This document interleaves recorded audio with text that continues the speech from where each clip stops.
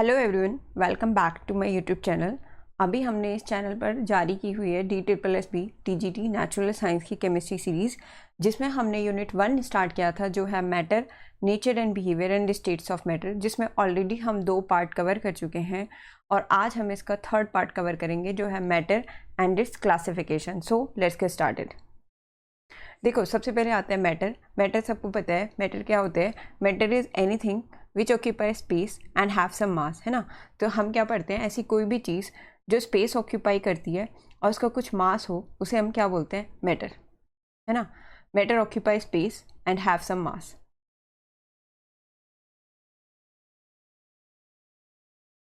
यानी हम अपने आसपास जितनी भी चीज़ें देखते हैं, जो भी चीज़ है वो सारी क्या होती है, मैटर। हमारी फीलिंग्स को छोड़कर बाकी सब किसके अंदर आते हैं, मैटर के अंदर आते हैं।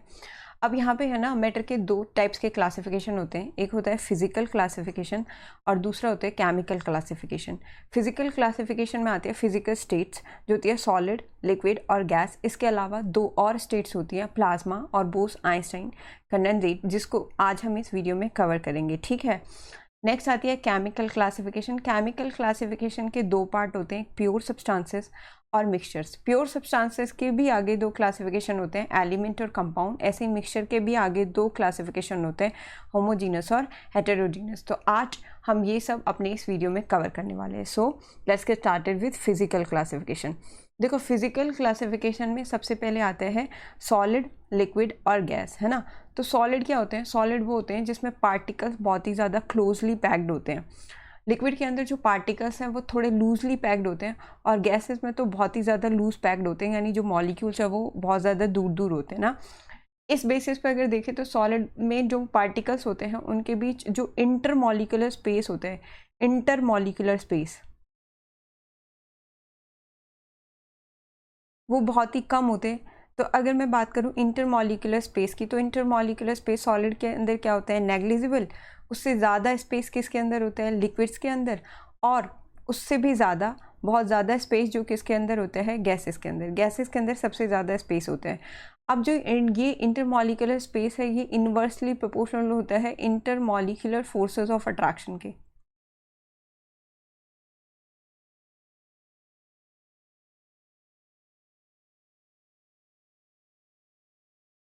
इंटरमॉलिक्यूलर फोर्सेस ऑफ अट्रैक्शन यानी अगर इंटरमॉलिक्यूलर स्पेस ज़्यादा होगा तो फोर्सेस सबसे कम होंगे, और अगर इंटरमॉलिक्यूलर स्पेस कम होगा तो इंटरमॉलिक्यूलर फोर्सेस ऑफ अट्रैक्शन ज़्यादा होंगे, ठीक है।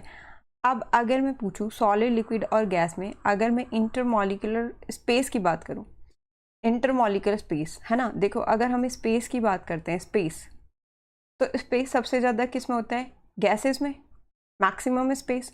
उससे कम स्पेस किस में होता है, लिक्विड्स में। और सबसे कम यानी नेग्लिजिबल स्पेस किस में होता है, सॉलिड्स में। एक चीज़ तो याद रखनी है, ठीक है। तो अगर मैं इंटरमॉलिक्यूलर स्पेस की बात करूँ, इन्हें पार्टिकल्स के बीच, देखो यहाँ पे कोई स्पेस नहीं दिख रहा है, इसका मतलब जो सबसे ज़्यादा स्पेस होता है वो किस में होता है, गैसेस में। और लिक्विड्स में उससे कम स्पेस होता है, और सबसे कम स्पेस या नेग्लिजिबल स्पेस किस में होता है, सॉलिड्स में। अब क्योंकि यहाँ पर स्पेस ही नहीं है मॉलिक्यूल्स के बीच, इसका मतलब मॉलिक्यूल्स में फोर्स ऑफ अट्रैक्शन बहुत ज़्यादा होगा। तो अगर मैं बात करूँ फोर्स ऑफ अट्रैक्शन की, तो अगर मैं फोर्स ऑफ अट्रैक्शन की बात करूँ तो सबसे ज़्यादा किस में हो जाएगा, उसी बेसिस पे। ये जो ऑर्डर है ये क्या हो जाएगा, रिवर्स। यानी गैसेस में जो फोर्स ऑफ अट्रैक्शन है वो सबसे कम होगा, उससे ज़्यादा किस में होगा, फोर्स ऑफ अट्रैक्शन लिक्विड्स में। और सबसे ज़्यादा फोर्स ऑफ अट्रैक्शन किसके अंदर होगा, सॉलिड्स के अंदर। तो सॉलिड्स के अंदर सबसे ज़्यादा इंटरमॉलिक्यूलर फोर्सेस ऑफ अट्रैक्शन होते हैं और स्पेस सबसे कम होता है।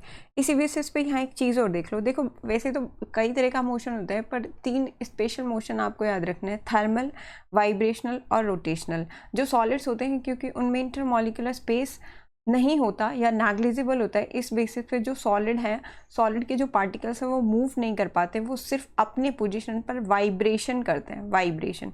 वो सिर्फ अपने पोजीशन पर वाइब्रेशन करते हैं और थर्मल मोशन को शो करते हैं।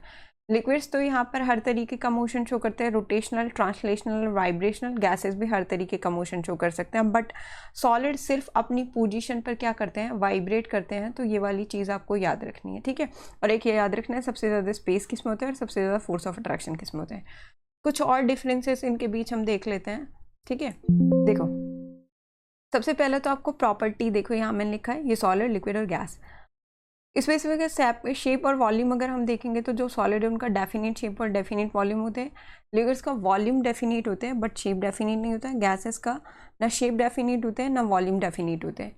अगर कंप्रेसिबिलिटी की बात करें तो सॉलिड्स इनकम्प्रेसिबल होते हैं, ये हम आगे देखेंगे प्रेशर का फैक्टर। लिक्विड जो है वो कंप्रेसिबल होते हैं कुछ हद तक और गैसेस तो हाईली कंप्रेसिबल होते हैं। कंप्रेसिबल का मतलब है प्रेशर अप्लाई करके इनकी स्टेट चेंज किया जा सकता है, यानी अगर हम गैसेस पर प्रेशर अप्लाई करेंगे तो गैस को लिक्विड स्टेट में चेंज कर सकते हैं, लिक्विड पर प्रेशर अप्लाई करके सॉलिड में चेंज कर सकते हैं, बट सॉलिड पर प्रेशर अप्लाई नहीं किया जा सकता। अगर सॉलिड पर प्रेशर अप्लाई करेंगे तो वो टूट जाएगा बट अपनी शेप चेंज नहीं करेगा। डेंसिटी की बात करें तो हाईएस्ट डेंसिटी होती है सॉलिड्स के अंदर क्योंकि मॉलिक्यूल्स क्लोजली पैक्ड होते हैं। लीस्ट डेंसिटी होती है गैसेस के अंदर और जो लिक्विड्स हैं उनकी डेंसिटी सॉलिड से ज़्यादा होती है बट लिक्विड्स की जो डेंसिटी होती है वो सॉलिड से कम होती है बट गैसेस से ज़्यादा होती है। ऐसे अगर काइनेटिक एनर्जी की बात करें तो देखो अभी हमने थोड़ी देर पहले पढ़ा था ना, यहाँ पर जो मॉलिक्यूल्स हैं वो बहुत ही ज़्यादा क्लोजली पैक्ड हैं तो ये मूव नहीं कर पाएंगे तो जो सॉलिड्स हैं उनकी काइनेटिक एनर्जी लीस्ट होगी और लिक्विड्स की काइनेटिक एनर्जी सॉलिड से थोड़ी ज़्यादा होगी और गैसेस की काइनेटिक एनर्जी मैक्सिमम होती है। तो ये चीज़ आपको याद रखनी है, सबसे ज़्यादा हाईएस्ट या मैक्सिमम काइनेटिक एनर्जी किसमें होती है, गैसेस में। काइनेटिक एनर्जी मैक्सिमम है तो वेलोसिटी भी मैक्सिमम होगी क्योंकि काइनेटिक एनर्जी का फार्मूला होता है half mv², right. Next fluidity की बात करें तो सॉलिड किसी भी तरह की फ्लूडिटी शो नहीं करते, लिक्विड और गैसेस दोनों फ्लूडिटी को शो कर सकते हैं। तो कुछ डिफरेंस है जो सॉलिड, लिक्विड और गैस के बारे में आपको याद रखने हैं। नेक्स्ट एक बार चेक कर लेते हैं इंटरकन्वर्जन ऑफ स्टेट, यानी हम सॉलिड से लिक्विड और लिक्विड से गैस में कैसे जाएंगे। देखो अगर सॉलिड से लिक्विड में जाना है तो हमें क्या करना पड़ेगा, हीट देना पड़ेगा। ऐसे ही अगर हम लिक्विड से गैस में जाएंगे तो भी हमें क्या देना पड़ेगा, हीट देना पड़ेगा। और अगर हम वापस आएंगे तो हमें गैस को क्या करना पड़ेगा, कूल, और लिक्विड को भी क्या करना पड़ेगा, कूल। तो हम सॉलिड स्टेट में आ जाएंगे। अब यहाँ कुछ टर्म है जो आपको याद रखनी है। सबसे पहली टर्म आपको याद रखनी है फ्यूज़न, यानी पहला तो आपको याद रखना है वो टेम्परेचर जिस टेम्परेचर पर हमारा सॉलिड लिक्विड के अंदर कन्वर्ट होने लगता है उस टेम्परेचर को हम क्या बोलते हैं, मेल्टिंग पॉइंट। तो वो पहला टेम्परेचर जिस पे हमारा सॉलिड लिक्विड के अंदर चेंज होने लगता है उसे क्या बोलते हैं हम, मेल्टिंग पॉइंट। और जब हमारा पूरा सॉलिड लिक्विड के अंदर कन्वर्ट हो जाता है तो जो प्रोसेस होता है उसे क्या बोलते हैं, fusion. Fusion is the process in which whole solid convert into liquid. ऐसे ही जब हम लिक्विड को गैस में चेंज करते हैं तो वो पहला टेम्परेचर जिसमें लिक्विड गैस के अंदर चेंज होता है उस फर्स्ट टेम्परेचर को हम क्या बोलते हैं, बॉइलिंग पॉइंट। और जब हमारा पूरा लिक्विड गैस के अंदर चेंज हो जाता है तो उस प्रोसेस को क्या बोलते हैं, वेपराइजेशन। अब अगर गैस से वापस लिक्विड में आएंगे तो प्रोसेस होगा कंडेंसेशन, और लिक्विड से वापस सॉलिड में आने का प्रोसेस क्या होता है, सॉलिडिफिकेशन। एक ऐसा प्रोसेस भी होता है जिसमें हम सॉलिड से डायरेक्टली गैस में जा सकते हैं बिना लिक्विड में जाए। तो अगर हम सॉलिड से डायरेक्टली गैस में कन्वर्ट करते हैं तो इस प्रोसेस को क्या बोलते हैं, सब्लिमेशन। सब्लिमेशन जिसमें हम सॉलिड से डायरेक्टली किस में कन्वर्ट कर लेते हैं, गैस में। सॉलिड को डायरेक्टली गैस में कन्वर्ट करने का प्रोसेस क्या होता है, सब्लिमेशन। इसमें ना आपको कुछ सबलाइम सब्सटेंसेस याद रखने हैं, जैसे एक तो कैम्फर याद रखना है। कैम्फर एक सबलाइम सब्सटेंस होता है जिसको हम डायरेक्टली सॉलिड से गैस में कन्वर्ट कर लेते हैं। एक अमोनियम क्लोराइड याद रखना है, एक नेफ्थलीन याद रखना है। तो कुछ हैं जो आपको याद रखना है जो डायरेक्टली सॉलिड से किस में चेंज हो जाते हैं, गैस में। ऐसे ही हम गैस से वापस डायरेक्टली सॉलिड में आ सकते हैं, और गैस से वापस सॉलिड में आने का प्रोसेस क्या होता है, या तो इसे डिपोजिशन बोलते हैं या इसे भी हम सब्लिमेशन बोल सकते हैं। तो ये आपको याद रखना है, ठीक है। अच्छा, इसमें एक चीज़ और याद रखनी है। एक तो जब हम फ्यूज़न करते हैं तो एक वर्ड आता है लेटेंट हीट ऑफ फ्यूज़न। तो आपको याद रखना है लेटेंट हीट ऑफ फ्यूज़न क्या होता है। तो ये अमाउंट है हीट एनर्जी का, जब हम 1 kg सॉलिड को लिक्विड में चेंज करते हैं तो जो हीट एनर्जी चाहिए होती है उसे क्या बोलते हैं, लेटेंट हीट ऑफ फ्यूज़न, ठीक है। इसमें आपको याद रखना है इसकी लेटेंट हीट ऑफ फ्यूज़न कितनी होती है, 335 किलो जूल पर किलोग्राम। एक और बात जो याद रखें वो याद रखें, अगर हम 0 डिग्री सेल्सियस पर वाटर की बात करें और 0 डिग्री सेल्सियस पर ही हम आइस की बात करें, यानी एक तो मेरे पास 0 डिग्री सेल्सियस पर वाटर है और एक 0 डिग्री सेल्सियस पर आइस है। तो 0 डिग्री सेल्सियस पर वाटर की बात करें, वाटर मतलब लिक्विड स्टेट, और एक इसी वाटर की हम बात करें आइस यानी सॉलिड स्टेट, तो किसकी एनर्जी ज़्यादा होगी, जो लिक्विड है उसकी एनर्जी ज़्यादा होगी, ठीक है। ये चीज़ आपको याद रखनी है। ऐसे ही एक और वर्ड आता है लेटेंट हीट ऑफ वेपराइजेशन। तो ये 1000 ml ऑफ लिक्विड को वेपर्स में चेंज करने के लिए जो हीट एनर्जी चाहिए उसे क्या बोलते हैं, latent heat of vaporisation. Same अगर मैं स्टीम की बात करूं 373 केल्विन पर 100 डिग्री सेल्सियस बॉइलिंग टेम्परेचर होता है ना वाटर का, स्टीम की बात करें और उसी टेम्परेचर पर हम वाटर की बात करें, तो स्टीम हो गया हमारा गैसेस स्टेट में और वाटर हो गया हमारा लिक्विड स्टेट में। तो स्टीम की एनर्जी ज़्यादा होगी रेदर देन वाटर, तो ये चीज़ आपको याद रख के चलनी है, ठीक है, किसकी एनर्जी ज़्यादा होती है कौन से टेम्परेचर। एक और चीज़ जो याद रखनी है, देखो हम गैसेस को भी वापस लिक्विड या सॉलिड स्टेट में कन्वर्ट कर सकते हैं। गैसेस को वापस लिक्विड या सॉलिड स्टेट में कन्वर्ट करने का प्रोसेस क्या होता है, उस पर हमें प्रेशर अप्लाई करना पड़ता है। तो उसके लिए आपको एक चीज़ याद रखनी है कि जो सॉलिड CO2 होते हैं ना, उसको हम कैसे गैसियस CO2 से कैसे कन्वर्ट करते हैं। तो गैसियस CO2 को बहुत ही ज़्यादा हाई प्रेशर पर कंडेंस करेंगे। तो क्या होता है, देखो यहाँ पर मान लो ये है मेरे पास गैसियस CO2 है ना, तो इससे क्या होगा, जब इसके ऊपर हम प्रेशर अप्लाई करेंगे, यहाँ मैंने एक पिस्टन लगा रखा है, तो जब इसके ऊपर प्रेशर अप्लाई करेंगे तो ये जो मॉलिक्यूल्स है क्लोजर आ जाएंगे। तो जब वॉल्यूम कम होगा तो मॉलिक्यूल्स क्लोजर आ जाएंगे तो किस में कन्वर्ट हो जाएंगे, सॉलिड में। यानी जब हम प्रेशर अप्लाई करते हैं, यानी अगर हम प्रेशर को इंक्रीज़ करते हैं तो वॉल्यूम क्या करते हैं, डिक्रीज़, और अगर वॉल्यूम डिक्रीज़ करता है जो मॉलिक्यूल्स होते हैं क्या आ जाते हैं, क्लोजर, और क्लोजर आने से किस में कन्वर्ट हो जाते हैं, सॉलिड में। तो गैसियस CO2 से हम सॉलिड CO2 में जा सकते हैं हाई प्रेशर अप्लाई करके, ठीक है। ऐसे हम सॉलिड CO2 से भी गैसियस CO2 में आ सकते हैं, बट उसके लिए हमें टेम्परेचर, यहाँ हमने टेम्परेचर को इंक्रीज़ किया था तो यहाँ हमें टेम्परेचर को क्या करना पड़ेगा, डिक्रीज़, और डिक्रीज़ कब तक, 1 एटमॉस्फेयर तक। तो जो हमारी सॉलिड CO2 है वो डायरेक्टली किस में कन्वर्ट हो जाएगी, गैसियस CO2 में। एक और चीज़ याद रखनी है, ये जो सॉलिड CO2 होती है इसे ड्राई आइस बोलते हैं। ड्राई आइस इसे इसीलिए बोलते हैं क्योंकि सॉलिड CO2 से हम डायरेक्टली गैसियस CO2 में आ जाते हैं बिना लिक्विड में आए, इसीलिए इसे क्या बोलते हैं, ड्राई आइस, या इसे हम क्या बोलते हैं, कार्ड आइस। तो ये चीज़ आपको याद रख के चलनी है, ठीक है। नेक्स्ट जो हमारी केमिकल क्लासिफिकेशन थी उसमें था एक एलिमेंट और एक क्या था, कंपाउंड। पहले एलिमेंट देख लेते हैं।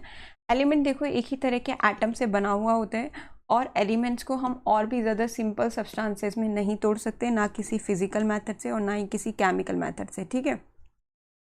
अब याद रखना है जो हमारी पीरियोडिक टेबल है उसमें अभी हमारे पास 118 एलिमेंट्स हैं। तो आपको याद रखना है टोटल एलिमेंट्स वहाँ पर कितने हैं, 118, और उसमें से भी नेचुरल कितने हैं, तो 92। उसमें जो नेचुरल एलिमेंट है वो 92, किसी किसी बुक में आपको 94 भी मिल जाएगा, ये नेचुरल है। अच्छा, इसी बेसिस पे जो एलिमेंट्स हैं उनको 3 कैटेगरी में डिवाइड किया गया है। एक होते हैं मेटल्स, एक होते हैं नॉन मेटल्स, और जो बॉर्डर लाइन होते हैं उन्हें हम क्या बोलते हैं, मेटेलॉइड्स। अब इनके बारे में भी हम पढ़ेंगे, तो इसके लिए तो हमें अलग से यूनिट दे रखी है, मेटल एंड नॉन मेटल, तो हम वहाँ पे कवर कर लेंगे। नेक्स्ट आता है कंपाउंड्स। कंपाउंड्स क्या होते हैं, कंपाउंड्स में हम जो भी 2 या 2 से ज़्यादा डिफरेंट एलिमेंट कंबाइन करते हैं वो एक डेफिनेट प्रोपोर्शन में कंबाइन करते हैं। ये चीज़ याद रखनी है, डेफिनेट प्रोपोर्शन में वो कंबाइन करते हैं। जैसे H2O, तो अगर H2 की बात करें तो यहाँ पर हाइड्रोजन कितना है 2 और ऑक्सीजन कितना है 1, यानी ये हमेशा 2:1 में ही कंबाइन करेंगे, है ना।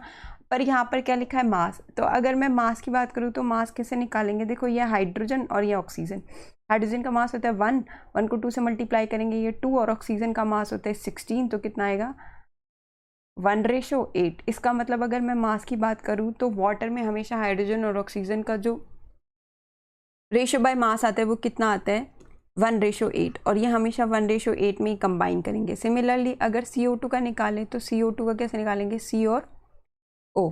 तो कार्बन का एटॉमिक मास कितना होता है 12, ऑक्सीजन का कितना होता है 16 को 2 से मल्टीप्लाई करेंगे 32, यानी कितना आएगा 3:8।